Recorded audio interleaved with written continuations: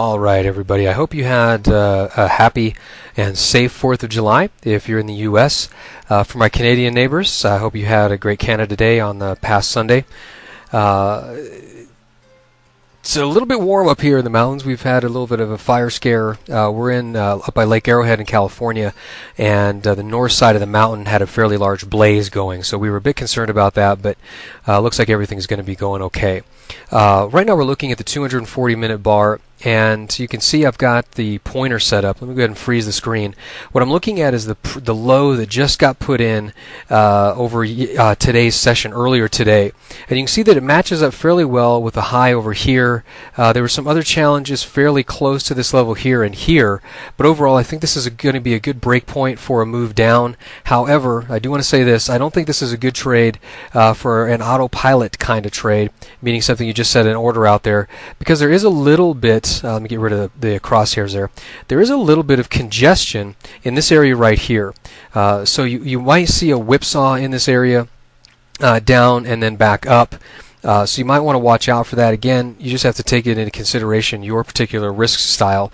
If you were going to take this on an autopilot trade, I would definitely be placing a very wide stop just to give the market some room to breathe. Because at this point it looks like the momentum has shifted down. That means about a 44, actually about a 47 pip stop to get above this prior resistance area. But I really think if this thing can break that level, you're eventually going to see it move down here, back down into the 99.80s, so about 104 pip move.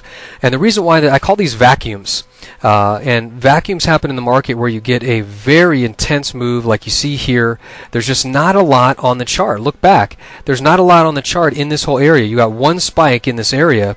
The market might stop.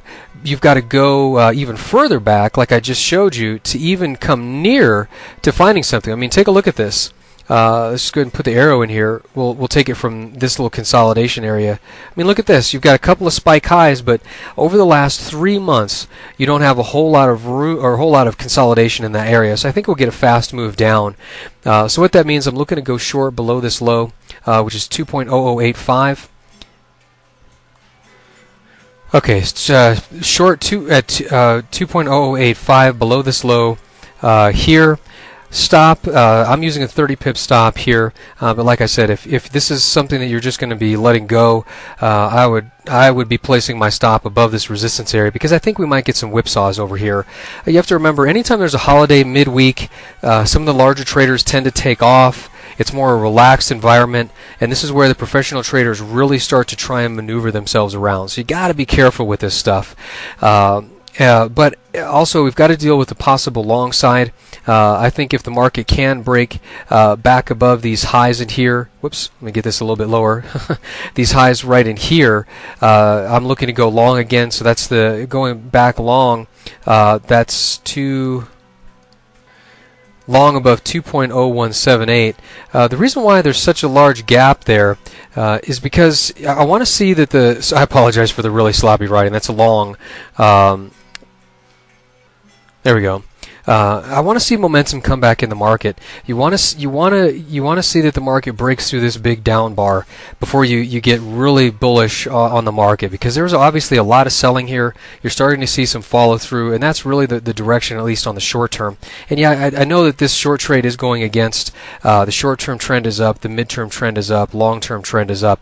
But I think, again, based on what the market is doing, and we're at such a high level anyway, that we can get a good momentum pop out of that little break.